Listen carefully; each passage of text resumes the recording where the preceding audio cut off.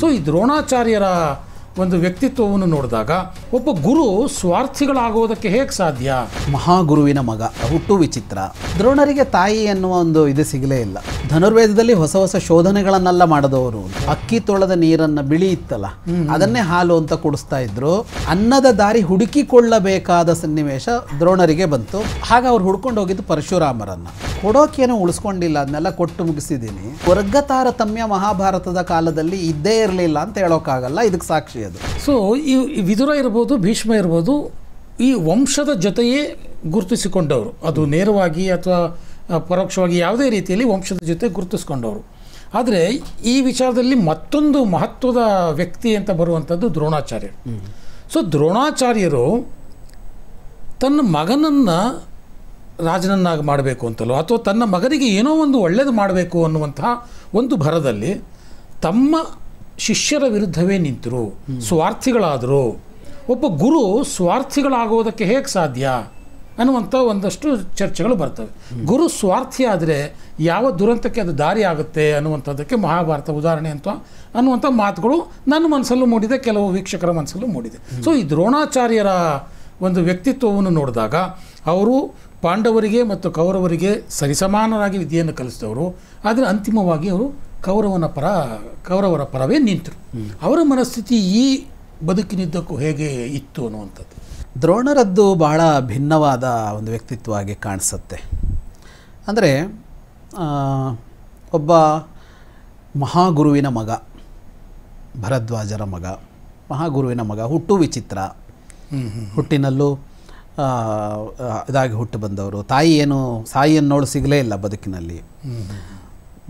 ಈ single parenting ಅಂತ ನಾನು ಇವನಿಗೆ ಹೇಳ್ತಾ ಇದ್ನಲ್ಲ, ಭೀಷ್ಮನಿಗೆ ಮಹಾಭಾರತದಲ್ಲಿ ತುಂಬ ಜನ ಕಾಣ್ತಾರೆ. ಅದಕ್ಕೆ ನಾವು ಇವತ್ತಿನ ಸಮಸ್ಯೆ ಅಂತ ಯೋಚನೆ ಮಾಡ್ತೇವೆ. ಇವತ್ತಿನ ಸಮಸ್ಯೆನೂ ಹೌದು, ಆದರೆ ಅದನ್ನು ಸಮಸ್ಯೆ ಮಾಡ್ಕೋಬೇಡಿ ಅಂತ ಅನ್ನೋದಕ್ಕೆ ಮಹಾಭಾರತದಲ್ಲಿ ಉತ್ತರ ಇದೆ ಅಂತ ಅನಿಸುತ್ತೆ ನನಗೆ. ಮಹಾಭಾರತದಲ್ಲಿ ಯಾಕೆ ಈ ಕೃತಿಗಳು ಎಷ್ಟು ಉಪಯುಕ್ತ ಅಂದರೆ, ನೋಡಿ, ಈ ಇವತ್ತಿನ ದೊಡ್ಡ ಸಮಸ್ಯೆ ನೀವು ರಾಮಾಯಣ ಮಹಾಭಾರತ ಎರಡರಲ್ಲೂ ಇದಕ್ಕೆ ಉತ್ತರ ಸಿಗತ್ತೆ. ಸಿಂಗಲ್ ಪೇರೆಂಟಿಂಗ್ ಅಂತ ಅಲ್ಲಿ ಲವಕುಶರ ಬದುಕು ನೋಡಿ. ಮೊದಲಷ್ಟು ವರ್ಷ ತಾಯಿ ಮಾತ್ರ ಜೊತೆಗಿದ್ಲು, ಆಮೇಲೆ ತಾಯಿ ಜೊತೆಗಿಲ್ಲ, ತಂದೆ ಮಾತ್ರ ಜೊತೆಗೆ. ಇಲ್ಲಿ ಬಂದಾಗ ಭೀಷ್ಮನದ್ದು ಹಾಗೆ ಆಯ್ತಲ್ಲ. ದ್ರೋಣರಿಗೆ ತಾಯಿ ಎನ್ನುವ ಒಂದು ಇದು ಸಿಗಲೇ ಇಲ್ಲ. ತಂದೆಯ ಇದರಲ್ಲೇ ಬೆಳೆದವರು, ದೊಡ್ಡ ಗುರು. ಅಂದರೆ ಧನುರ್ವೇದವೇ ಮೈವೆತ್ತಂತಹ ಗುರು ಅಂತ ಲೆಕ್ಕ ಅವರ ತಂದೆ ಭರದ್ವಾಜರು. ಧನುರ್ವೇದದಲ್ಲಿ ಹೊಸ ಹೊಸ ಶೋಧನೆಗಳನ್ನೆಲ್ಲ ಮಾಡಿದವರು ಅಂತ, ಹೊಸ ಆವಿಷ್ಕಾರಗಳನ್ನೆಲ್ಲ ಮಾಡಿದವರು ಅಂತ. ಯಾವುದೋ ಕೆಲವು ವಿಶಿಷ್ಟವಾದ ಬಾಣಗಳೆಲ್ಲ ಅವರ ತಂದೆ ಸೃಷ್ಟಿ ಮಾಡಿದ್ರು ಅಂತಲ್ಲ. ನಾವೀಗ ಭರದ್ವಾಜ ಗೋತ್ರ ಅಂತೀವಲ್ಲ, ಅದೇ ಭರದ್ವಾಜ, ಅದೇ ವಂಶದ ಮುಂದೆ ಬಂದವರು ಅವರೇ ಅಂತಲ್ಲ. ಆ ಭರದ್ವಾಜರು ಅನ್ನೋರು ಇನ್ನೂ ಹಿಂದೆ ಬರ್ತಾರೆ. ಅವರ ಮಗ ಒಂದು ದೊಡ್ಡ ಗುರುಕುಲದಲ್ಲಿ ಬೆಳೆದವರು. ಅಂದರೆ ಬೆಳೆಯುವಾಗ ಹೇಗೆ ಅಂತ ಅಂದರೆ, ದೊಡ್ಡ ಗುರುವಿನ ಮಗ, ಸುಪ್ರಸಿದ್ಧ ಗುರುವಿನ ಮಗ, ಎಂತೆಂಥ ರಾಜರ ಮಕ್ಕಳೆಲ್ಲ ಬಂದು ಇಲ್ಲಿ ಕಲಿತಾರೆ. ಅಲ್ಲಿ ಇವರು ಇದ್ದಿದ್ದು, ಅಲ್ಲಿದ್ದಿದ್ದು. ಆದರೆ ಅದು ಏನಾಯಿತು ಅಂತ ಗೊತ್ತಿಲ್ಲ. ತಂದೆಯ ಮರಣಾನಂತರ, ತಂದೆ ಕಾಲವಾದ ಮೇಲೆ ದ್ರೋಣರಿಗೆ ಅನ್ನಕ್ಕಾಗಿ ಪರದಾಡಬೇಕಾದ, ಅನ್ನಕ್ಕಾಗಿ ಪರದಾಡೋದು, ಅನ್ನಕ್ಕಾಗಿ ಒಂದು ದಾರಿ ಹುಡ್ಕೊಳ್ಬೇಕಾದ ಪರಿಸ್ಥಿತಿ ಬಂತು ಅಂತ. ತೀವ್ರವಾದ ಬಡತನ ಇತ್ತು ಅಂತ ಹೊರಗಡೆ ಕತೆ ಬೆಳೆಸಿದೆ. ಅದು ಮಹಾಭಾರತಲ್ಲೇನು ಹಾಗೆ ಕಾಣಿಸೋದಿಲ್ಲ. ಅಂದರೆ ಹೊರಗಡೆ ಎಷ್ಟು ಬೆಳೆಸಿದೆ ಅಂದರೆ, ಮಗನಿಗೆ ಅಶ್ವತ್ಥಾಮನಿಗೆ ಕೊಡೋದಕ್ಕೆ ಹಾಲು ಇರಲಿಲ್ಲ. ಅಕ್ಕಿ ತೊಳೆದ ನೀರನ್ನು ಬಿಳಿ ಇತ್ತಲ್ಲ, ಅದನ್ನೇ ಹಾಲು ಅಂತ ಕುಡಿಸ್ತಾ ಇದ್ರು. ಹಾಗಾಗಿ ನಿಜವಾದ ಹಾಲು ಹೆಂಗಿರತ್ತೆ ಅಂತ ಅಶ್ವತ್ಥಾಮನಿಗೆ ಗೊತ್ತೇ ಇರಲಿಲ್ಲ ಅಂತೆಲ್ಲ ಕತೆ ಇದೆ. ಅಷ್ಟು ಬಡತನ ಇದ್ದಿರಲಾರದು. ಆದರೆ ಅನ್ನದ ದಾರಿ ಹುಡುಕಿಕೊಳ್ಳಬೇಕಾದ ಸನ್ನಿವೇಶ ದ್ರೋಣರಿಗೆ ಬಂತು. ಮಹಾಭಾರತ ಯಾಕೆ ಅಂತ ಹೇಳೋಲ್ಲ. ದೊಡ್ಡ ಗುರುಕುಲವಾಗಿ ರಾಜಕುಮಾರರು ಬಂದು ಕಲಿತಾ ಇದ್ದಾರೆ ಅಂತ ಅಂದರೆ ಅದು ದೊಡ್ಡ ವ್ಯವಸ್ಥೆ ಇತ್ತು ಅಂತ ಆಯಿತು. ಮತ್ತು ಇವರು ತಂದೆಯಿಂದ ಅದೇ ಧನುರ್ವೇದ ಕಲ್ತಿದ್ದಾರೆ. ತಂದೆಯನ್ನು ಮೀರಿಸುವ ಸಾಮರ್ಥ್ಯ ಇದೆ ಇವರಿಗೆ ವಿದ್ಯೆಯಲ್ಲಿ, ಹೇಳ್ಕೊಡೋದ್ರಲ್ಲಿರಲಿ ಅಥವಾ ಪ್ರಯೋಗ ಮಾಡೋದ್ರಲ್ಲಿರಲಿ. ಅವ್ರು ಯಾಕೆ ಗುರುಕುಲ ಮುಂದುವರಿಸಲಿಲ್ಲ ಅಲ್ಲಿ ಅಂತಲೂ ಗೊತ್ತಾಗೋದಿಲ್ಲ ಮಹಾಭಾರತ. ಆ ಗುರುಕುಲ ಯಾಕೆ ನಿಂತಿತ್ತು ಅಂತ. ತಂದೆ ಕಟ್ಟಿ ಇಟ್ಟ ಗುರುಕುಲವನ್ನು ಮಗ ಮುಂದುವರ್ಸ್ಕೊಂಡು ಹೋಗ್ಬೋದಿತ್ತು. ಅದು ಯಾಕೋ ಗುರುಕುಲ ಮುಗಿಯತ್ತೆ ಗೊತ್ತಿಲ್ಲ ಅಲ್ಲಿ, ಯಾಕೆ ಮಾಡಲಿಲ್ಲ ಅಂತ. ಹಾಗಂತ ಅವರಿಗೆ ಶಿಕ್ಷಣದಲ್ಲಿ ಪ್ರವೃತ್ತಿ ಇರಲಿಲ್ಲ, ಗುರುವಾಗುವ ಆಸಕ್ತಿ ಇರಲಿಲ್ಲ ಅಂತ ಏನಲ್ಲ. ಆಮೇಲೆ ಮಾಡಿದ್ದು ಅದೇ ಕೆಲಸ. ಆಮೇಲೆ ಮಾಡಿದ್ದು ಅದೇ ಕೆಲಸ. ಒಟ್ಟಿನಲ್ಲಿ ಅಲ್ಲೇನಾಯಿತು ಅಂದರೆ, ಒಂದು ಸಮೃದ್ಧವಾಗಿ ಸಾವಿರಾರು ಜನರ ನಡುವೆ, ಅದು ಋಷಿಗಳು ಅಂದರೆ ಒಬ್ಬರೊಬ್ಬರು ಇರ್ತಾ ಇರಲಿಲ್ಲ. ಈಗ ಅಲ್ಲಿಯ ಗುರುಕುಲಗಳು, ಪ್ರಾಚೀನ ಗುರುಕುಲಗಳು ಋಷಿಗಳದ್ದು ಅಂತ ಬರುವಾಗ ಅವರನ್ನು ಕುಲಪತಿ ಅಂತ ಕರಿತಾ ಇದ್ರಲ್ಲ. ಕುಲಪತಿ ಅಂತ ಕರೆಯೋದು ಎಲ್ಲರನ್ನೂ ಕರಿತಾ ಇರಲಿಲ್ಲ. ಕುಲಪತಿ ಅಂತ ಕರೆಯೋದು ಯಾರನ್ನ ಅಂದರೆ 10,000 ವಿದ್ಯಾರ್ಥಿಗಳಿಗೆ ಉಚಿತವಾಗಿ ಊಟ ವಸತಿ ವಿದ್ಯೆಯನ್ನು ಯಾರು ಕೊಡ್ತಾನೋ ಅವನಿಗೆ ಕುಲಪತಿ ಅಂತ ಹೆಸರಿತ್ತು. ಅಂದರೆ ಕುಲಪತಿ ಆಗಬೇಕು ಅಂದರೆ ಅಲ್ಲಿ 10,000 ವಿದ್ಯಾರ್ಥಿಗಳಿರಬೇಕು, ಅವರಿಗೆ ಉಚಿತ ಊಟ ಕೊಡಬೇಕು. ಅದಕ್ಕೆ ಬೇಕಾದಷ್ಟು ಇದು ಬೇಕಲ್ಲ ವ್ಯವಸ್ಥೆ. 10,000 ಜನ ಇರೋದಕ್ಕೆ ವ್ಯವಸ್ಥೆ ಬೇಕಲ್ಲ. 10,000 ವಿದ್ಯಾರ್ಥಿಗಳು ಅಂತಾದರೆ ಶಿಕ್ಷಕರು ಎಷ್ಟು ಜನ ಬೇಕು ಅವ್ರಿಗೆ ಕಲಿಸೋದಕ್ಕೆ? ಬರೀ ಶಿಕ್ಷಕರು ಸಾಕಾ? ಉಳಿದ ವ್ಯವಸ್ಥೆಗಳು ಬೇಡವಾ? ಖಂಡಿತ ಅಲ್ವಾ? ಮತ್ತು 1,000-2,000 ಜನ ಆದರೂ ಬೇರೆಯವರೆಲ್ಲ ಬರ್ತಾರಲ್ವಾ. ಒಬ್ಬ ಸಿಬ್ಬಂದಿ ಬರ್ತಾನೆ ಅಂದರೆ ಅವನು, ಅವನ ಸಂಸಾರ, ಅವನ ಅಪ್ಪ ಅಮ್ಮ, ಕೂಡು ಕುಟುಂಬಗಳ ಕಾಲ, ಇಷ್ಟನ್ನು ನೋಡ್ಕೊಳ್ತಾ ಇದ್ದವರು ಅಂತ. ಅಂದರೆ ಅಷ್ಟು ದೊಡ್ಡ ವ್ಯವಸ್ಥೆಯಲ್ಲಿ ಹುಟ್ಟಿ ಬೆಳೆದವರು. ಆದರೆ ಒಂದು ಹಂತದಲ್ಲಿ ದ್ರೋಣರಿಗೆ ಏನೂ ಇಲ್ಲ ಅಂತ ಆಗೋಯ್ತು. ಬದುಕಿನ ದಾರಿ ಹುಡ್ಕೊಂಡು ಹೊರಟರು. ಆವಾಗ ಮದುವೆಯೂ ಆಗಿತ್ತು ಅವರಿಗೆ. ಕೃಪಿಯೊಡನೆ ಮದುವೆ ಆಗಿತ್ತು, ಕೃಪಾಚಾರ್ಯರ ತಂಗಿ. ಅವರು ಅಣ್ಣ ತಂಗಿ ಇಬ್ಬರು ಹಾಸ್ತಿನಾಪುರದಲ್ಲಿ ಬೆಳೆದವರು, ಅರಮನೆಯಲ್ಲಿ ಬೆಳೆದವರು. ಆ ಹಾಸ್ತಿನಾಪುರದವರು ಅಂಥದ್ದನ್ನು ಮಾಡ್ತಾ ಇದ್ದರು. ಶಂತನು ಆ ಮಕ್ಕಳನ್ನು ಅನಾಥ ಮಕ್ಕಳಾಗಿ ಸಿಕ್ಕಿದವರು, ಅವರು ಕಾಡಿನಲ್ಲಿ ಸಿಕ್ಕವರು. ಅವರನ್ನು ಸಾಕಿರ್ತಾನೆ ಅವನು. ಅವಳ ಜೊತೆಗೆ ವಿವಾಹ ಆಗಿತ್ತು, ಮಗ ಹುಟ್ಟಿದ್ದ. ಹಾಗೆ ಅವ್ರು ಹುಡ್ಕೊಂಡು ಹೋಗಿದ್ದು ಪರಶುರಾಮರನ್ನು. ಯಾಕೆ ಅಂದರೆ ಪರಶುರಾಮರು ದೊಡ್ಡ ಪ್ರಮಾಣದಲ್ಲಿ ದಾನ ಮಾಡಿದ್ರು ಅವರು ಋಷಿಗಳಿಗೆಲ್ಲ. ಅಂದರೆ ಅವರಿಗೆ ಬಹಳ ಇದು ಸಿಕ್ಕಿತ್ತು. ಕ್ಷತ್ರಿಯರನ್ನೆಲ್ಲ 21 ಸಲ ಭೂಪ್ರದಕ್ಷಿಣೆ ಮಾಡಿ ಕ್ಷತ್ರಿಯರನ್ನು ಕೊಂದಿದ್ದರಿಂದ ಅವರಿಗೆ ಅಪಾರವಾದ ಭೂಮಿಯೆಲ್ಲ ಸಿಕ್ಕಿತ್ತು, ಅದಿತ್ತು. ಅವರು ದಾನ ಕೊಡ್ತಾಯಿದ್ರು. ದಾನವೀರರು ಅವರು ಪರಶುರಾಮ. ದಾನವೀರ ಅಂತ ಅವರನ್ನೇ ಕರಿಬೇಕು. ಅವ್ರು ಕೊಟ್ಟಷ್ಟು ದಾನ ಯಾರೂ ಕೊಟ್ಟಿಲ್ಲ. ಗೆದ್ದಿದ್ದೆಲ್ಲ ಕೊಟ್ಟು ಅವರು ಕಾಡಲ್ಲಿದ್ದವರು. ಗೆದ್ದಿದ್ದೆಲ್ಲಿ ಅಂದರೆ ಇಡೀ ಜಗತ್ತನ್ನು ಅಂತ ಹೇಳಬೇಕು. ಅವ್ರ ಹತ್ರ ಹೋದಾಗ ಅವ್ರು ಹೇಳಿದ್ರು, ಈಗಿಲ್ಲ ನನ್ನಲ್ಲಿ ಅಂತ. ಕೊಡೋಕೇನೋ ಉಳಿಸ್ಕೊಂಡಿಲ್ಲ, ಅದನ್ನೆಲ್ಲ ಕೊಟ್ಟು ಮುಗಿಸಿದ್ದೀನಿ, ಕೇಳ್ಕೊಂಡು ಬಂದಿದೀಯಾ, ಹಾಗಾಗಿ ನಿನಗೆ ನಾನು ಅಸ್ತ್ರಗಳನ್ನು ಕೊಡಬಲ್ಲೆ ಅಂತ, ಅಸ್ತ್ರವಿದ್ಯೆ ಕೊಡ್ತೀನಿ ಅಂತ. ಸರಿ, ತಗೊಂಡ್ರು ಅಸ್ತ್ರವಿದ್ಯೆ. ಈಗ ತಂದೆಯಿಂದ ಬಂದಿದ್ದು ಬೇಕಷ್ಟಿತ್ತು, ಪರಶುರಾಮರಿಂದ ಇನ್ನಷ್ಟು ಸಿಕ್ತು. ಅಲ್ಲಿಂದ ಹೋಗಿದ್ದು ದೃಪದನ ಬಳಿಗೆ. ಅಂದರೆ ಇಲ್ಲಿ ದ್ರೋಣರ ಮನೋಭಾವ ಗಮನಿಸಬೇಕು. ಬದುಕಿಗೆ ಒಂದು ದಾರಿ ಹುಡ್ಕೊಂಡು ಹೊರಟಿದ್ದಾರೆ. ಎಳೆ ವಯಸ್ಸು, ಯೌವನದ ಹೊಸ್ತಿಲು, ಸಂಸಾರ ಇದೆ, ಹೆಂಡತಿ ಇದ್ದಾಳೆ, ಮಗ ಇದ್ದಾನೆ, ಸಂಸಾರ ನಡೆಸಬೇಕು. ಈ ಹೊತ್ತಿನಲ್ಲಿ ಹೇಗಿರುತ್ತೆ ಒಬ್ಬನ ಉದ್ಯೋಗ ಅರಸಿ ಹೊರಟ್ರೆ? ಉದ್ಯೋಗ ಅರಸಿ ಹೊರಟಿದ್ದಾನೆ. ಈ ಉದ್ಯೋಗ ಅರಸೋ ಸಾಧಾರಣ ಯಾವಾಗ ಅಂದರೆ ತಂದೆ ತಾಯಿಗಳು ನಮ್ಮನ್ನು ನೋಡ್ಕೋತಾ ಇದ್ದಾಗ ಉದ್ಯೋಗ ಅರಸ್ತಾ ಇರ್ತೀವಿ. ನಾಳೆ ಬೆಳಗ್ಗೆಗೆ ಏನು ಅಂತ ಆವಾಗ ನಮಗೆ ಸಮಸ್ಯೆ ಇರೋಲ್ಲ ಹೆಚ್ಚಾಗಿ, ಅಲ್ವಾ? ಉದ್ಯೋಗ ನಡೀತಾ ಇದ್ದರೂ ನಮ್ಮ ಖರ್ಚಿಗೆ ದುಡ್ಡು ಬರುತ್ತೆ, ಊಟಕ್ಕೆ ಸಮಸ್ಯೆ ಇರೋಲ್ಲ. ಆದರೆ ಅದಲ್ಲ ಪರಿಸ್ಥಿತಿ. ಏನೂ ಇಲ್ಲದ ಪರಿಸ್ಥಿತಿಯಲ್ಲಿ ಹುಡ್ಕೊಂಡು ಹೊರಟಿದ್ದಾರೆ. ಆಗ ದೃಪದನ ಹತ್ರ ಹೋಗಿದ್ದಾರೆ. ದೃಪದನ ಹತ್ರ ಯಾಕೆ ಹೋಗಿದ್ದಾರೆ ಅಂದರೆ, ದೃಪದ ಇವರ ಗುರುಕುಲದಲ್ಲೇ ಕಲಿತವನು, ಇವರ ಸಹಾಧ್ಯಾಯಿಯಾಗಿದ್ದ. ಅವನು ಹೊರಟು ಹೋಗುವಾಗ ಒಂದು ಮಾತು ಹೇಳಿದ್ದ, ನಿನ್ನ ಬದುಕಿನಲ್ಲಿ ಬೇಕಾದಾಗ ನನ್ನ ಬಳಿಗೆ ಬಾ ಅಂತ ಹೇಳಿದ್ದ. ನಾನು ರಾಜನಾಗ್ತೀನಿ, ಹೋದ್ಮೇಲೆ ನೀನು ಬಾ ಅಂತ. ರಾಜನಾಗ್ತೀನಿ ಅಂತಲೇ ಯಾಕೆ ಹೇಳಿದ್ದ ಅಂದರೆ, ಅವನ ತಂದೆ ಸತ್ತೋದ ಅಂತ ಸುದ್ದಿ ಬಂದಾಗಲೇ ಅವನು ಗುರುಕುಲ ಬಿಟ್ಟು ಹೊರಟಿದ್ದು. ಪುರುಷತ ಅವನ ತಂದೆ. ನೀನು ಬಾ ಅಂತ ಕರೆದಿದ್ನಲ್ಲ, ಆ ಸಲಿಗೆಯಲ್ಲಿ ಹೋದರೂ ಸಿಂಹಾಸನದಲ್ಲಿ ಕುಳಿತಿದ್ದ, ಆಸ್ಥಾನ ಸಭೆಯಲ್ಲಿದ್ದರು. ಹೋದ ಕೂಡಲೇ ಗೆಳೆಯ ಅಂತ ಮಾತಾಡಿಸ್ಬೇಕು ತಾನೆ. ಇನ್ನೇನು ಮಾತಾಡ್ಸೋಕೆ ಬರುತ್ತೆ? ಮಹಾರಾಜರೇ ಅಂತ ಮಾತಾಡ್ಸೋದು ಹೆಂಗೆ? ಗೆಳೆಯ ಅಂತ ಮಾತಾಡಿಸಿದ್ರು ಸಹಜವಾಗಿ. ಆದರೆ ಹಂಗೆ ಮಾತಾಡಿಸ್ತಾರೆ ಗೌರವದಿಂದ. ಎಷ್ಟೋ ಸಲ ಏನಾಗತ್ತೆ, ನಾವು ಬಾಲ್ಯದಲ್ಲೋ ಯೌವನದಲ್ಲೋ ಒಡನಾಡಿರ್ತೀವಿ, ಆಮೇಲೆ ಅವ್ರೊಂದು ದೊಡ್ಡ ಎತ್ತರಕ್ಕೆ ಹೋಗ್ಬಿಟ್ಟಿರ್ತಾರೆ. ಆಗ ಎಲ್ಲೋ ಸಿಕ್ಕಿದ್ರೆ, ಎಷ್ಟೋ ದಿನಗಳಾದ ಮೇಲೆ ಸಿಕ್ಕಿದ್ರೆ, ಜಾಣತನ ಏನು ಅಂದರೆ ಬಹುವಚನದಲ್ಲೇ ಮಾತಾಡಿಸೋದು, ಬಹುವಚನದಲ್ಲೇ. ಅವ್ರು ಹೇಳಬೇಕು, ಯಾಕೆ ಬಹುವಚನದಲ್ಲಿ ಮಾತಾಡಿಸ್ತೀಯಾ, ಮೊದಲಿನ ಥರ ಮಾತಾಡು ಅಂತ ಹೇಳಬೇಕು. ಇದು ಸೌಜನ್ಯ ಮುಂದುವರಿಯತ್ತೆ. ಸೌಜನ್ಯ ಮುಂದುವರಿಯತ್ತೆ. ನನಗ್ಯಾರೋ ಸಿಕ್ಕಿದ್ರು 2 ದಿನದ ಹಿಂದೆ, ನನ್ನನ್ನು ಬಹುವಚನದಲ್ಲಿ ಮಾತಾಡಿಸ್ತಾ ಇದ್ರು. ನಾನು ಇನ್ನೊಂದು 2-3 ನಿಮಿಷ ನೋಡಿದೆ. ಆಕಸ್ಮಿಕವಾಗಿ ಬಹುವಚನ ಬಂತ ಅಂತ ನೋಡೋದಿಲ್ಲ, ಬಹುವಚನದಲ್ಲಿ. ಆಮೇಲೆ ಕೇಳಿದೆ, ಅದು ಯಾಕೆ ನಾನು ಬಹುವಚನ ಬಳಸ್ತಾ ಇರೋದು ಅಂತ. ಅವ್ರು ನಾನು ಎಳೆ ವಯಸ್ಸಿನಲ್ಲಿ ಕಂಡವ್ರು, ನನಗಿಂತ ದೊಡ್ಡವರು. ಆಮೇಲೆ ಅವ್ರು ಏಕವಚನಕ್ಕೆ ಕೇಳಿದ್ರು. ಅಂದರೆ ಇದು ಸೌಜನ್ಯ. ಈಗ ನಾನೇನು ಭಾವಿಸ್ತೀನಿ ಅಂತ ಗೊತ್ತಿಲ್ವಲ್ಲ. ಈಗೆಲ್ಲ ಹೆಸರು ಬಂದಿರತ್ತೆ, ಏನೋ ಆಗಿರ್ತಾರೆ. ಈಗ ನಾನು ಏಕವಚನದಲ್ಲಿ ಕರೆದು ಬಿಡೋದು 4 ಜನರ ಎದುರಿಗೆ. ದ್ರೋಣರು ಅದೇನು ಆ ಥರದ್ದೇನೋ ಡಿಪ್ಲೊಮ್ಯಾಟಿಕ್ ಆಗೇನು ಯೋಚನೆ ಮಾಡಲಿಲ್ಲ. ಗೆಳೆಯ ಅಂತ ಮಾತಾಡಿಸಿದ್ರು. ಅವನಿಗೆ ಏನಾಗಿತ್ತೋ ಏನೋ ಗೊತ್ತಿಲ್ಲ ಆ ಮನುಷ್ಯನಿಗೆ. ಅವನು ಒಂದು ಭಾಳ ಮಹಾಭಾರತದಲ್ಲಿ ಯೋಚನೆ ಮಾಡಬೇಕಾದ ವ್ಯಕ್ತಿನೇ. ಅವನ ಕೆಲಸವೂ ಭಾಳ ಇದೆ, ಅಲ್ಲಿ ಪ್ರಭಾವವೂ ಇದೆ. ಅವನಂದ, ನಾನು ಸಿಂಹಾಸನಸ್ಥನಾದ ರಾಜ, ನೀನೊಬ್ಬ ಬಡ ಬ್ರಾಹ್ಮಣ, ನನಗೂ ನಿನಗೂ ಗೆಳೆತನ ಎಲ್ಲಿಂದ ಅಂತ ಕೇಳ್ದ. ಓಕೆ, ಗೆಳೆತನ ಎಲ್ಲಿಂದ ಅಂತ ಕೇಳ್ದ. ಅಂದರೆ ಈ ಈ ತಾರತಮ್ಯ ಅಂತ ಅನ್ನುವಾಗ ಜಾತಿ ತಾರತಮ್ಯದ ಬಗ್ಗೆ ನಾವು ಮಾತಾಡ್ತೀವಲ್ಲ, ಆ ಕಾಲದಲ್ಲಿ ಜಾತಿ ಇತ್ತು, ಆದರೆ ಜಾತಿಯಲ್ಲಿ ತಾರತಮ್ಯ ಮಾಡ್ತಾ ಇರಲಿಲ್ಲ. ಆದರೆ ದೃಪದನ ಪ್ರಕರಣದಲ್ಲಿ ಕಾಣಿಸುತ್ತೆ ಇದಿತ್ತು. ಏನು? ಶ್ರೀಮಂತ ಬಡವ, ವರ್ಗ ತಾರತಮ್ಯ ಇತ್ತು. ಶ್ರೀಮಂತ ಬಡವ ಅನ್ನುವ ವರ್ಗ ತಾರತಮ್ಯ ಇತ್ತು. ಅಂದರೆ ಎಲ್ಲರಲ್ಲೂ ಇತ್ತು ಅಂತಲ್ಲ, ಅದು ಯಾವಾಗಲೂ ಹಾಗೇನೆ. ಯಾವುದು ತಪ್ಪೋ ಅದನ್ನು ಎಲ್ಲರೂ ಮಾಡ್ತಾ ಇರೋದಿಲ್ಲ. ಯಾವುದೇ ಕಾಲಘಟ್ಟದಲ್ಲಿ ಯಾರೋ ಒಂದಿಷ್ಟು ಜನ ಮಾಡ್ತಾ ಇರ್ತಾರೆ, ಯಾರೋ ಒಂದಿಷ್ಟು ಜನ ಸರಿಯಾಗಿರ್ತಾರೆ ಅಂತ. ಹಾಗಾಗಿ ವರ್ಗ ತಾರತಮ್ಯ ಮಹಾಭಾರತದ ಕಾಲದಲ್ಲಿ ಇದ್ದೇ ಇರಲಿಲ್ಲ ಅಂತ ಹೇಳೋಕ್ಕಾಗಲ್ಲ. ಇದಕ್ಕೆ ಸಾಕ್ಷಿ ಅದು, ನಿದರ್ಶನ. ಅವಮಾನ ಆಯಿತು ದ್ರೋಣರಿಗೆ. ಸಹಜವಾಗಿ ಅವಮಾನ ಆಗತ್ತೆ. ತುಂಬಿದ ಸಭೆಯಲ್ಲಾಗಿ ಮಾತಾಡಿದರೆ ಅಲ್ಲಿಂದ ಹೊರಟು ಬಂದರು. ಹೊರಟು ಬಂದಿದ್ದು ಹಾಸ್ತಿನಾಪುರಕ್ಕೆ. ಈಗ ಅವರ ಮನಸ್ಥಿತಿ ಹೇಗಿದ್ದಿರಬಹುದು ಅಂತ ಅನ್ನ ಹುಡುಕಿ ಹೊರಟಿದ್ದಾರೆ. ಒಂದು ಕಡೆಗೆ ಹೋದರೆ ಕೊಡೋಕ್ಕೇನೂ ಇಲ್ಲ ಅಂತ ವಿದ್ಯೆ ಕೊಟ್ಟಿದ್ದಾರೆ. ವಿದ್ಯೆ ಮಹತ್ವದ್ದು ತಗೊಂಡಿದೆ, ಆದರೆ ಆ ವಿದ್ಯೆ ಇದೆ ಈಗಾಗಲೇ, ಅದನ್ನು ಸ್ವಲ್ಪ ಜಾಸ್ತಿ ಸಿಕ್ತು.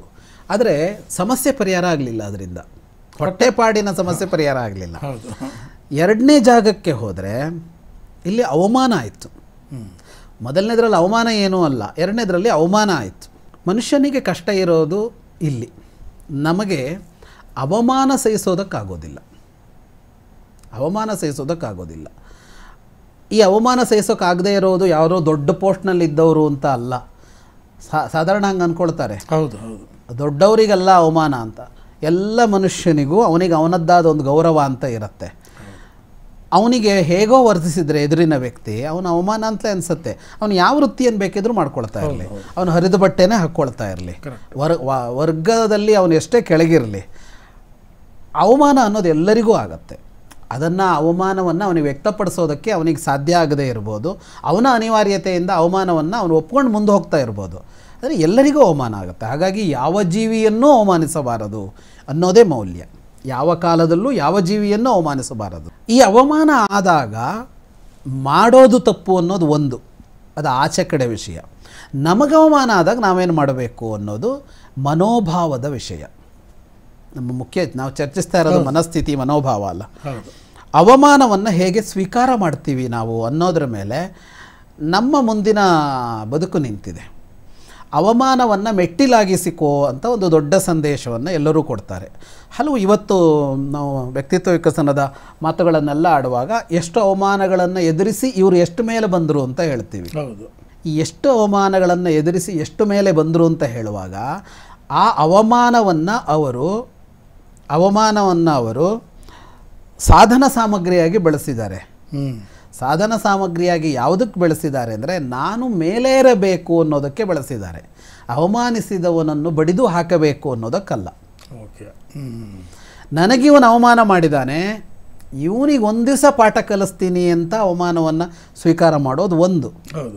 ಅವಮಾನ ಆಯಿತು, ಇಂಥ ಅವಮಾನಗಳೇ ಆಗದ ಮಟ್ಟಕ್ಕೆ ಆ ಎತ್ತರಕ್ಕೆ ಏರಿ ನಿಲ್ತೇನೆ ಅಂತ ಅನ್ನೋದು ಒಂದು. ಮಾಡಿ ತೋರಿಸ್ತೀನಿ ಅಂದರೆ ಅವನಿಗೇನೋ ಮಾಡ್ತೀನಿ ಅಂತಲ್ಲ, ನಾನು ಎತ್ತರಕ್ಕೆ ಹೋಗ್ತೀನಿ, ನಿನಗೆ ಅವಮಾನ ಮಾಡೋಕ್ಕಾಗಲ್ಲ, ಅಲ್ಲಿಗೋ ನಿಲ್ತೀನಿ ಅಂತ ಮಾಡಿ ತೋರಿಸ್ತೀನಿ ಅಂದರೆ ಅದು. ಈ ಯಾವ ಅಂಶವನ್ನು ಇಟ್ಟುಕೊಂಡು ನೀನು ನನಗೆ ಹೇಳಿದೆಯೋ ಅದೇ ಇರಲ್ಲ ನನ್ನ ಬದುಕಿನಲ್ಲಿ ಅಂತ. ಈಗ ನೀನು ಈ ವರ್ಗ ತಾರತಮ್ಯದ ಮಾತಾಡ್ತಾ ಇದೆಯಾ, ಅದನ್ನು ಮೀರಿ ನಿಲ್ತೀನಿ ಅಂತ.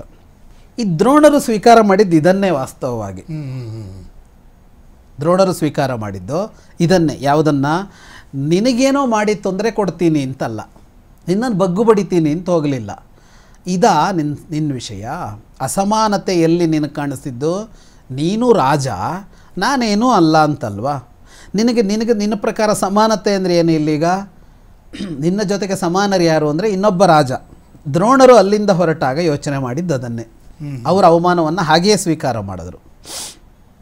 ಸ್ವೀಕಾರ ಮಾಡಿ ನೋಡಿ, ಇದು ಮಹಾಭಾರತದಲ್ಲಿ ಸ್ವಲ್ಪ ಬೆಳಕು ಬೀಳದ ಜಾಗ. ಈ ಘಟನೆ ಎಲ್ಲರಿಗೂ ಗೊತ್ತು. ಈಗ ಅವಮಾನ ಆಗಿದ್ದು, ಅವ್ರು ಬಂದು ಕಲ್ತಿದ್ದು, ಶಿಷ್ಯರ ಹತ್ರ ಅವನನ್ನು ಬಗ್ಸಿದ್ದು, ಇದೆಲ್ಲ ಕತೆ ಗೊತ್ತು. ಆದರೆ ಇಲ್ಲಿ ಬೆಳಕು ಬೀರಬೇಕಾದದ್ದೆಲ್ಲಿ ಅಂದರೆ ದ್ರೋಣರು ಅವಾಗ ಏನು ನಿರ್ಣಯ ಮಾಡ್ಕೊಂಡು ಹೋದರು ಅಂತ. ಸಮಾನನಾಗುತ್ತೀನಿ ಅಂತ ನಿರ್ಣಯ ಮಾಡ್ಕೊಂಡು ಹೋದರು. ಸಮಾನ ಅಂತ ಅಂದಾಗ ಯಾವ ಸಮಾನತೆ ಅಂತ ಅಂದರೆ, ಈಗ ನಿಮ್ಮ ಕ್ಷೇತ್ರ ಬೇರೆ, ನನ್ನ ಕ್ಷೇತ್ರ ಬೇರೆ. ನಿಮ್ಮ ಕ್ಷೇತ್ರದಲ್ಲಿ ನೀವೊಂದು ಮಟ್ಟಕ್ಕೆ ಏರಿರ್ತೀರಿ, ನನ್ನ ಕ್ಷೇತ್ರದಲ್ಲಿ ನಾನೊಂದು ಮಟ್ಟಕ್ಕೆ ಏರಿರ್ತೀನಿ. ಇದನ್ನು ಸಮಾನ ಅಸಮಾನ ಅಂತ ಹೇಳೋದು ಹೆಂಗೆ? ಅವನು ರಾಜನಾಗಿ ದೊಡ್ಡವನಾದರೆ ವಿದ್ಯೆಯಲ್ಲಿ ದೊಡ್ಡವರು ಇವರು, ಅಸಾಮಾನ್ಯ ವಿದ್ಯೆಯವರಲ್ಲಿದ್ದಿದ್ದು. ಹಾಗಾಗಿ ಉತ್ತರ, ನೀನು ನಿನ್ನ ವಿಷಯದಲ್ಲಿ ದೊಡ್ಡವನಾದರೆ ನಾನು ನನ್ನ ವಿಷಯದಲ್ಲಿ ದೊಡ್ಡವನು ಅಂತ ಆಗಬಹುದಿತ್ತು. ಆದರೆ ಅವ್ರು ಹಂಗೆ ತಗೊಳ್ಳಿಲ್ಲ ಅದನ್ನು. ನೀನು ಪ್ರಭುತ್ವವನ್ನಲ್ವ ಸಮಾನತೆಯ ಮಾನದಂಡವಾಗಿ ಬಳಸ್ತಾ ಇರೋದು ಅಂತ ಅಂದುಕೊಂಡೇ ಹೋದರು ಮನಸ್ಸಲ್ಲಿ. ಅಲ್ಲಿ ಹೋದರು, ಹಸ್ತಿನಾಪುರಕ್ಕೆ ಹೋದರು. ಅಲ್ಲೊಂದು ಸನ್ನಿವೇಶ ಸಿಕ್ತು ಅವರಿಗೆ. ಭೀಷ್ಮ ಅವರನ್ನು ಆ ಗುರುಕುಲದ ಆಚಾರ್ಯರನ್ನಾಗಿಸಿದ. ಅವರು ಅಲ್ಲೋಗಿ ಇವರು ಗುರುಕುಲ ಆರಂಭ ಮಾಡಲಿಲ್ಲ, ಅಲ್ಲಿ ಗುರುಕುಲ ಇತ್ತು. ಕೃಪರು ಪಾಠ ಮಾಡ್ತಾ ಇದ್ದರು, ಇವರಲ್ಲಿ ಆಚಾರ್ಯರಾದರು, ಕಲಿಸಿದರು.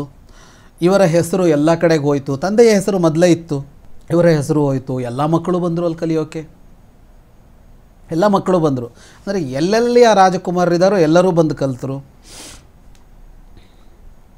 ಮೊದಲ ಬ್ಯಾಚ್ ಹೊರಗೆ ಬಂತು. ಅವ್ರು ಆಮೇಲೆ ಮುಂದುವರಿಸ್ತಿದ್ದಾರೆ. ಮೊದಲ ಬ್ಯಾಚ್ ಹೊರಗೆ ಬಂದಿದ್ದು ಯಾರದ್ದು ಅಂದರೆ ಪಾಂಡವಿನ ಮಕ್ಕಳು, ದುರ್ಯೋಧನನ ಮಕ್ಕಳು. ಇವ್ರ ಜೊತೆಗೆ ಇನ್ನೂ ಅಲ್ಲ ಇದ್ದರು. ಸಾತ್ಯಕಿ ಇದ್ದ, ಯಾದವರು ಬಂದಿದ್ದರು, ಯಾದವರ ಸಾತ್ಯಕಿ ಬಂದಿದ್ದ, ಇನ್ನೂ ಸಾಕಷ್ಟು ಜನ ಕಲ್ತರಲ್ಲಿ. ಹಾಗೆ ಬಂದಾಗ ಹೇಳಿದ್ದೇನೆಂದರೆ ಗುರುದಕ್ಷಿಣೆ. ಗುರುದಕ್ಷಿಣೆ ಏನು ಅಂದರೆ ದೃಪದನನ್ನು ಸೋಲಿಸಿ ತರಬೇಕು ಅಂತ. ಹೋದರು, ಅರ್ಜುನ ಕೆಲಸ ಮಾಡದ, ಸೋಲಿಸಿ ತಂದಾಗ ಅವರು ಅವನಿಗೆ ಹೇಳಿದ್ರು, ದೃಪದನಿಗೆ ಏನಂತ ಅಂದರೆ, ಈಗ ಪಾಂಚಾಲಕ್ಕೆ ನಾನು ರಾಜ, ನನಗೆ ಗುರುದಕ್ಷಿಣೆಯಾಗಿ ನಿನ್ನನ್ನು ಬಂಧಿಸಿ ಕೊಟ್ಟಿದ್ದು. ಈಗ ರಾಜ ನಾನು, ನೀನು ಏನೂ ಅಲ್ಲ. ಈಗ ನಾನೇನು ಮಾಡ್ತೀನಿ ಅಂದರೆ ಪಾಂಚಾಲ ರಾಜ್ಯವನ್ನು 2 ವಿಭಾಗ ಮಾಡ್ತೀನಿ. ಅರ್ಧ ರಾಜ್ಯಕ್ಕೆ ನಾನು ರಾಜ, ಇನ್ನು ಅರ್ಧ ರಾಜ್ಯಕ್ಕೆ ನೀನು ರಾಜ. ಇನ್ನು ಮುಂದೆ ನಾವಿಬ್ಬರು ಸಮಾನರು, ನಾವೀಗ ಮತ್ತೆ ಮಿತ್ರರಾಗಬಹುದಲ್ವಾ ಅಂತ ಕೇಳ್ತಾರೆ. ಇಲ್ಲಿ ದ್ರೋಣರ ಮನೋಭಾವ, ಮನಸ್ಥಿತಿ, ಅವಮಾನ ಮತ್ತು ಅವಮಾನಕ್ಕೆ ಕೊಟ್ಟ ಪ್ರತಿಕ್ರಿಯೆ ಅಷ್ಟೇ, ಅದನ್ನು ದಾಟಿ ಹೋಗಲಿಲ್ಲ. ಆ ಪ್ರತಿಕ್ರಿಯೆಯಲ್ಲಿ ಅವರು ಅದು ಪ್ರತಿಕ್ರಿಯೆ ತೋರಿಸುವಲ್ಲಿ ಅವರು ಅದನ್ನು ಮಾಡಿದ್ರು. ಮಾಡಿ ತೋರಿಸ್ತೀನಿ ಅಂತ ಅನ್ನುವಾಗ ಅವಮಾನಿಸಿದವನನ್ನು ಅವಮಾನಿಸ್ತೀನಿ ಅನ್ನೋದು ಬೇರೆ, ನಿನ್ನ ಮಟ್ಟಕ್ಕೆ ನಾನು ಏರಿ ತೋರಿಸ್ತೀನಿ ಅನ್ನೋದು ಬೇರೆ, ಏರಿ ಅವಮಾನಿಸಿ ತೋರಿಸ್ತೀನಿ ಅನ್ನೋದು ಬೇರೆ.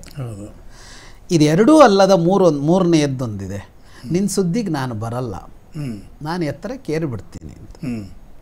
ನೀನು ಅವಮಾನಿಸಿದವನ, ನೀನು ನನ್ನ ಲೆಕ್ಕಕ್ಕಿಲ್ಲ, ನಿನಗಿಂತಲೂ ಎಷ್ಟೋ ಮೇಲೋ ಬದುಕ್ತೀನಿ ನಾನು, ನಿನ್ನ ನೆನಪು ಮಾಡ್ಕೊಳ್ಳೋದಿಲ್ಲ ಅಂತ ಅನ್ನೋದೊಂದು ಬೇರೆ.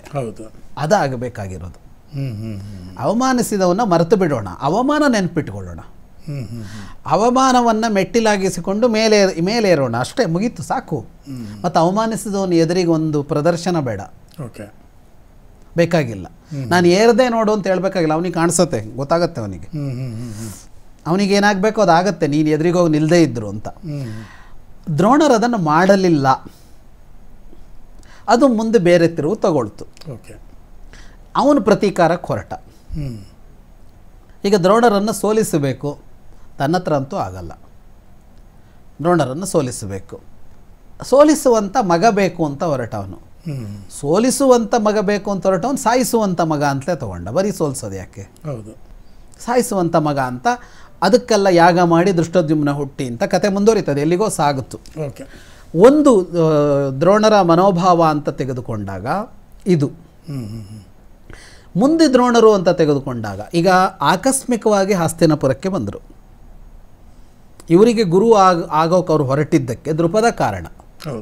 ಇಲ್ಲದೇ ಇದ್ರೆ ಅವ್ರು ಇಲ್ಲಿಗೆ ಬರ್ತಾ ಇರಲಿಲ್ಲ. ಈಗ ದೃಪದ ಆಶ್ರಯ ಕೊಟ್ಟಿದ್ದ ಅಂತ ಅಂದ್ಕೊಂಡ್ರೆ ಅವ್ರು ಅಲ್ಲೇ ಏನೋ ಒಂದು ಇರ್ತಿದ್ರು, ಅಲ್ಲೇ ಗುರುಕುಲ ಶುರು ಮಾಡ್ತಾಯಿದ್ರು, ಅಥವಾ ಅವನೇನು ಮಾಡ್ಕೋಬೋದಾಗಿತ್ತು. ಈಗ ಅವರನ್ನು ಮಂತ್ರಿ ಮಾಡ್ಕೋಬೋದಾಗಿತ್ತು. ಈ ರಾಜನೀತಿ ಹೇಳುತ್ತೆ, ರಾಜನೀತಿಯಲ್ಲಿ ನೀನು ಅತ್ಯಂತ ಆತ್ಮೀಯ ಗೆಳೆಯನಾಗಿದ್ದವನನ್ನು ಮಂತ್ರಿ ಮಾಡ್ಕೋ, ನೀನು ಭಾಳ ನಂಬಿಕಸ್ಥನಾಗಿರ್ತಾನೆ ಅಂತಲೂ ರಾಜನೀತಿ ಹೇಳುತ್ತೆ. ಚಾಣಕ್ಯನೂ ಹೇಳ್ತಾನೆ ಅದನ್ನು. ದ್ರೋಣರನ್ನು ಮಂತ್ರಿ ಮಾಡ್ಕೋಬೋದಾಗಿತ್ತು, ರಾಜನೀತಿ ಗೊತ್ತಿತ್ತು ಅವರಿಗೆ. ಅಥವಾ ಅಲ್ಲೊಂದು ಗುರುಕುಲ ಶುರು ಏನು ಬೇಕಿದ್ರು ಕೊಟ್ಟಿದ್ರೆ ಪ್ರಾಯಶಃ ಇವರಿಗೆ ಅವರು ಗುರು ಆಗ್ತಾ ಇರಲಿಲ್ವ, ಏನೋ ಆಗ್ತಾ ಇತ್ತು, ಅದಾಗಲಿಲ್ಲ. ಅದಕ್ಕಿಂತ ಮೊದಲು ಪರಶುರಾಮರೇ ಅವ್ರ ಹತ್ರ ಒಂದಿಷ್ಟು ಭೂಮಿ ಇದ್ದು ಈ ಭೂಮಿ ನಿಂದು ತಗೊಂಡಿದ್ರೆ ಅಲ್ಲೆಲ್ಲ ಕಾಡಲ್ಲಿ ಇರ್ತಾ ಇದ್ರು. ಇವೆರಡೂ ಆಗದೆ ಹಾಸ್ತಿನಪುರಕ್ಕೆ ಬಂದರು. ಹಾಗಾಗಿ ಹಾಸ್ತಿನಪುರಕ್ಕೆ ಅವರು ಆಚಾರ್ಯರಾಗಿದ್ದು ಆಕಸ್ಮಿಕವಾಗಿ, ಅಂದರೆ ಅವರು ಪೂರ್ವ ನಿರ್ಧಾರಿತವಾಗಿ ಅಲ್ಲ. ಆದ ಮೇಲೆ ಏನಾದರು ಅಂತಂದರೆ ಅವರದ್ದು ರಾಜ್ಯ ಸಿಕ್ತು ಅವರಿಗೆ, ಅಂದರೆ ಅವರಿಗೆ ಒಂದು ರಾಜ್ಯ ಸಿಕ್ತು. ಅದು ಲೈಫ್ ಲಾಂಗ್ ಅವರದ್ದೇ ರಾಜ್ಯ ಆಗಿದ್ದದು. ಅವನಿಗೇನು ವಾಪಸ್ ಕೊಡಲಿಲ್ಲ ಅವರು. ಓಕೆ, ಅವರದ್ದೇ ರಾಜ್ಯ ಅದು. ರಾಜನಾಗಿ ಅಲ್ಲಿರ್ಬೋದಾಗಿತ್ತಲ್ವಾ. ದ್ರೋಣರು ಹಾಸ್ತಿನಪುರದ ನಂಟಿಟ್ಟುಕೊಂಡ್ರು. ಆ ರಾಜ್ಯಭಾರ ಇವರೇ ಮಾಡ್ತಾ ಇದ್ರು, ಆದರೆ ಅವರು ಹಾಸ್ತಿನಪುರದಲ್ಲೂ ಇರ್ತಾ ಇದ್ರು. ಪ್ರಾಯಶಃ ಅದು ಕೃತಜ್ಞತೆಯ ಕಾರಣಕ್ಕೆ. ಅಲ್ಲಿ ಮತ್ತೇನೂ ಕಾರಣ ಕಾಣಿಸೋಲ್ಲ. ಹಾಸ್ತಿನಪುರ ಅವರನ್ನು ಬಿಟ್ಕೊಟ್ಟಿರಲ್ಲ. ಇಷ್ಟು ದೊಡ್ಡ ಗುರು, ಇಲ್ಲೇ ಇರಿ ಅನ್ನೋ ತರಹ, ಇಲ್ಲೇ ಇರಿ ಅನ್ನೋ ತರಹ ಅಲ್ಲಿಯೇ ಇದ್ರೋ ಅದನ್ನು ತುಂಬ ಸ್ಪಷ್ಟತೆ ಇಲ್ಲ. ಆದರೆ ಎಲ್ಲ ಒಂದು ಸಭೆಗಳು ನಡೆದಾಗಲ್ಲ ಅಲ್ಲಿ ದ್ರೋಣರಿದ್ದರು ಅನ್ನೋ ಉಲ್ಲೇಖ ಕಾಣಿಸುತ್ತೆ. ಹಾಗಾಗಿ ಇದ್ದಿರ್ಬೋದು, ಇಲ್ಲೂ ಅಲ್ಲೂ ನೋಡ್ಕೊಂಡು ಅವ್ರು ಇದ್ದಿರಬಹುದು. ಆದರೆ ಗುರುಕುಲ ಮುಂದುವರಿಸ್ತಾರೆ. ಪ್ರಾಯಶಃ ಅಲ್ಲಿಯೇ ಗುರುಕುಲ ಮುಂದುವರಿಸ್ಬೋದು. ಯಾಕೆಂದರೆ ಈ ದೃಷ್ಟದ್ಯುಮ್ನೂ ಅಲ್ಲೇ ಬಂದು ಕಲಿತಾನೆ. ಈ ದೃಪದ ಇವರನ್ನು ಕೊಲ್ಲೋಕೆ ಅಂತ ಯಾವ ಮಗನ ಹುಟ್ಟಿಸಿದ್ನೋ ಅವನನ್ನು ಅಲ್ಲೇ ಕಳಿಸ್ತಾನೆ ಕಲಿಸೋದಕ್ಕೆ. ಓಕೆ, ಅದೆಲ್ಲ ವಿಚಿತ್ರವಾದ ಇದಿದೆ. ಅಲ್ಲಿಂದ ಮುಂದೆ ಏನಾಯಿತು, ಹಾಸ್ತಿನಪುರದಲ್ಲಿ ನಿಂತರು ದ್ರೋಣರು. ದ್ರೋಣರು ಯಾಕೆ ಹಾಸ್ತಿನಪುರದಲ್ಲಿ ನಿಂತರು ಅನ್ನೋದರಲ್ಲೇ ಮುಂದಿನ ಪ್ರಶ್ನೆಗೆ ಉತ್ತರ ಇದೆ. ನಿಲ್ಲೋದಕ್ಕೆ ಕಾರಣ ಇಲ್ವಲ್ಲ. ಒಂದು ಅವರದ್ದು ಅವ್ರ ಜಾಗಕ್ಕೆ ಹೋಗ್ಬೋದು, ಇಲ್ಲ ಈಗ ಅವರದ್ದು ರಾಜ್ಯ ಇದೆಯಲ್ಲ. ಹೌದು. ಅದಕ್ಕೆ ಅರ್ಥ ಏನು ಅಂದರೆ ಹಾಸ್ತಿನಪುರದ ಜೊತೆಗೆ ಬೆಳೆದ ನಂಟು ಮತ್ತು ಹಾಸ್ತಿನಪುರದ ಬಗ್ಗೆ ಅವರಿಗಿದ್ದ ಕೃತಜ್ಞತೆ. ಏನೂ ಇಲ್ಲ ಅಂತ ಆಗಿ ಅವಮಾನಿತನಾಗಿ ಬಂದಾಗ ಆಶ್ರಯವನ್ನು ಕೊಟ್ಟಿದ್ದು, ಅದು ಅತ್ಯಂತ ಗೌರವದ ಆಶ್ರಯವನ್ನು ಕೊಟ್ಟು ದ್ರೋಣರು ಅನ್ನೋರನ್ನು ಪ್ರಪಂಚಕ್ಕೆ ಒಬ್ಬ ಗುರು ಅಂತ ಪರಿಚಯಿಸಿದ್ದು ಅವರು ಹಾಸ್ತಿನಪುರದವರು. ಯಾಕೆಂದರೆ ಆ ಗುರುಕುಲ ಮಾಡದೇ ಇದ್ದಿದ್ರೆ, ಇವ್ರಿಗೆ ಗುರುಕುಲ ಮಾಡೋ ಯೋಚನೆ ಏನು ಇದ್ದಂಗೆ ಇರಲಿಲ್ಲ. ಮೊದಲು ಮಾಡದೇ ಇದ್ದಿದ್ರೆ ಜಗತ್ತಿನ ದೊರೆ ಅರಸು ಮಕ್ಕಳೆಲ್ಲ ಬಂದು ಇವ್ರ ಹತ್ರ ಕಲಿಯುವಾಗ ಆಗ್ತಾ ಇರಲಿಲ್ಲ. ಆ ನಂತರದ ಒಂದು 70-80% ರಾಜರೆಲ್ಲ ದ್ರೋಣರು ಶಿಷ್ಯರೇ. ಎಲ್ಲ ಮುಕುಟಧಾರಿಗಳು ಇವರ ಕಾಲಿಗೆ ಬೀಳ್ತಾರೆ. ಒಂದು ಹೊತ್ತಿಗೆ ಊಟಕ್ಕಿಲ್ಲ. ಹೌದು. ಇವತ್ತು ಜಗತ್ತನ್ನು ಆಳುವವರೆಲ್ಲ ನನ್ನ ಶಿಷ್ಯ. ಈ ಸ್ಥಾನಕ್ಕೆ ತೆಗೆದುಕೊಂಡು ಹೋಗೋದು ಯಾವುದು ಅಂದರೆ ಹಾಸ್ತಿನಪುರ, ಇಲ್ಲಿಯ ರಾಜವಂಶ. ಹಾಗಾಗಿ ಅವರಿಗೆ ಅಲ್ಲಿಯ ಬಗ್ಗೆ ಅಪಾರವಾದ ಒಂದು ನಿಷ್ಠೆ ಬೆಳೆದಿದೆ. ಹಾಗಾಗಿ ಅವರು ಅಲ್ಲಿಯೇ ಉಳಿದಿದ್ದಾರೆ ಮತ್ತು ಅದಕ್ಕೆ ಏನು ಬೇಕೋ ಅದನ್ನು ಮಾಡಿಕೊಂಡು ಹೋದರು ಅವರು. ಭೀಷ್ಮನ ಬಗ್ಗೆ ನಾವು ಮಾತನಾಡುವಾಗ ಗೊಂದಲ, ತಾಕಲಾಟ, ತುಮಲಗಳ ಬಗ್ಗೆ ಮಾತಾಡಿದ್ವಲ್ಲ, ಇದಿಷ್ಟು ದ್ರೋಣರಿದ್ದು, ವ್ಯತ್ಯಾಸ ಇಲ್ಲ. ನಾವಿಲ್ಲಿ ವಿಸ್ತರಿಸಬೇಕಾಗಿಲ್ಲ ಅದನ್ನು. ಅವರಿಗೂ ಹಾಗೇನೆ ದುರ್ಯೋಧನ ಮಾಡ್ತಾ ಇರೋದು ಸರಿಯಲ್ಲ ಅಂತ ಗೊತ್ತು. ಧೃತರಾಷ್ಟ್ರ ತೆಗೆದುಕೊಳ್ತಾ ನಿರ್ಣಯಗಳು ಸರಿಯಲ್ಲ ಅಂತ ಗೊತ್ತು. ಪಾಂಡವರು ಯೋಗ್ಯರು ಅಂತ ಗೊತ್ತು. ಆದರೆ ಇವರೂ ಶಿಷ್ಯರು, ಅವರೂ ಶಿಷ್ಯರು. ಆ ಪ್ರೀತಿಯಲ್ಲಿ ವ್ಯತ್ಯಾಸ ಇಲ್ಲ. ಅಭಿಮಾನ ಪಾಂಡವರ ಮೇಲೆ, ಅತ್ಯಭಿಮಾನ ಅರ್ಜುನನ ಮೇಲೆ. ಮಗ ಅರ್ಜುನ ಇಬ್ಬರಲ್ಲಿ ವ್ಯತ್ಯಾಸ ಇಲ್ಲ. ಅಷ್ಟು ಮಗನ ಮೇಲೆ ಅತ್ಯಂತ ಪ್ರೀತಿ ಅವರಿಗೆ. ಮಹಾಭಾರತದಲ್ಲಿ ಮಕ್ಕಳ ಮೇಲಿನ ಪ್ರೀತಿಗೆ ಎರಡು ಉದಾಹರಣೆ ಸಿಗತ್ತೆ ನಮಗೆ. ಒಂದು ಧೃತರಾಷ್ಟ್ರ, ಒಂದು ದ್ರೋಣರು. ಅವರಿಬ್ಬರಿಗೂ ಮಗನ ಮೇಲೆ ಬಹಳ ಪ್ರೀತಿ. ಅಷ್ಟು ಪ್ರೀತಿ, ಅದಕ್ಕೆ ಸಮಾನ ಅರ್ಜುನ. ಆದರೆ ದುರ್ಯೋಧನಾದಿಗಳ ಮೇಲಿನ ಪ್ರೀತಿಯಲ್ಲಿ ಕೊರತೆ ಇಲ್ಲ. ಮೆಚ್ಚುಗೆ ಅಭಿಮಾನಗಳಲ್ಲಿ ಪ್ರೀತಿಯ ಜೊತೆಗೆ ಇಲ್ಲಿ ಶಿಷ್ಯರು ಅನ್ನುವ ಪ್ರೀತಿ ಹಾಗೆ ಇದೆ. ಎಲ್ಲ ಶಿಷ್ಯರ ಮೇಲೂ ಅಷ್ಟೇ ಪ್ರೀತಿ. ಅಲ್ಲಿ ಭೇದ ಭಾವ ಇಲ್ಲ ಎಲ್ಲ ಶಿಷ್ಯರಲ್ಲೂ. ಈಗ ಕರ್ಣನೂ ಅವರ ಶಿಷ್ಯನೇ, ದೃಷ್ಟದ್ಯುಮ್ನೂ ಅವರ ಶಿಷ್ಯನೇ, ಎಲ್ಲರೂ. ಆದರೆ ಇಲ್ಲಿ ನಡೀತಾ ಇರೋದು ಬೇರೆ. ಈ ಗೊಂದಲ, ಈ ದ್ವಂದ್ವ ಅವರಲ್ಲೂ ಕೆಲಸ ಮಾಡಿದೆ. ಭೀಷ್ಮನಿಗಿದ್ದ ದ್ವಂದ್ವ ಗೊಂದಲಗಳು ಅವರಿಗೂ ಕೆಲಸ ಮಾಡಿದೆ. ಅದಕ್ಕೆ ಹೇಳಿದ್ದು ವಿದುರ ಯಾಕೆ ಭಿನ್ನನಾಗುತ್ತಾನೆ ಅಂದರೆ, ಅವನು ಇಲ್ಲಿ ನಿಂತಿದ್ದ, ಆದರೆ ಅವನಿಗೆ ದ್ವಂದ್ವ ಇಲ್ಲ. ಇವರಿಗೆ ದ್ವಂದ್ವ ಇತ್ತು. ಹಾಗಾಗಿಯೇ ಯುದ್ಧ ಅಂತ ಬಂದಾಗ ಭೀಷ್ಮ ಏನು ಮಾಡಿದ್ನೋ ಅದನ್ನೇ ದ್ರೋಣರು ಮಾಡಿದ್ರು. ತನ್ನ ಶಿಷ್ಯರ ವಿರುದ್ಧವೇ ಯುದ್ಧಕ್ಕೆ ನಿಂತರು ಅಂತ. ಒಂದು ಹಂತದಲ್ಲಿ ಅವರು ಇಡೀ ಇದನ್ನು ನೋಡ್ತಾರೆ, ಸಮರಾಂಗಣವನ್ನು. ತನ್ನಂತಹ ಒಬ್ಬ ಶ್ರೇಷ್ಠ ವ್ಯಕ್ತಿಯೇ ಜಗತ್ನಲ್ಲಿಲ್ಲ ಅಂತ ಫೀಲ್ ಆಗ್ಬಿಡುತ್ತಂತೆ ಅವರಿಗೆ. ದುರ್ಯೋಧನಾದಿಗಳು ಯುಧಿಷ್ಠಿರಾದಿಗಳು ಅಂತ ಮಾತ್ರ ಅಲ್ಲ, ಇಲ್ಲಿ ಇನ್ನಷ್ಟು ಶಿಷ್ಯರಿದ್ದಾರೆ. ಅವರು ಗುರುಕುಲಕ್ಕೆ ಬಂದು ಆಚಾರ್ಯರಾಗಿದ್ದಾಗ ಯಾರು ರಾಜನಾಗಿದ್ದು? ಅವರಿಗಷ್ಟು ವ್ಯವಸ್ಥೆ ಮಾಡಿಕೊಟ್ಟಿದ್ಯಾರು? ಮತ್ತೆ ಭೀಷ್ಮನಿಗಿದ್ದದ್ದೇ ಗೊಂದಲ ಅವರಿಗೂ. ತಮ್ಮ ಸಾವಿನ ರಹಸ್ಯವನ್ನು ತಿಳಿಸಿಕೊಟ್ರು, ಪಾಂಡವರಿಗೆ ಅನುಕೂಲ ಆಗಲ್ಲ.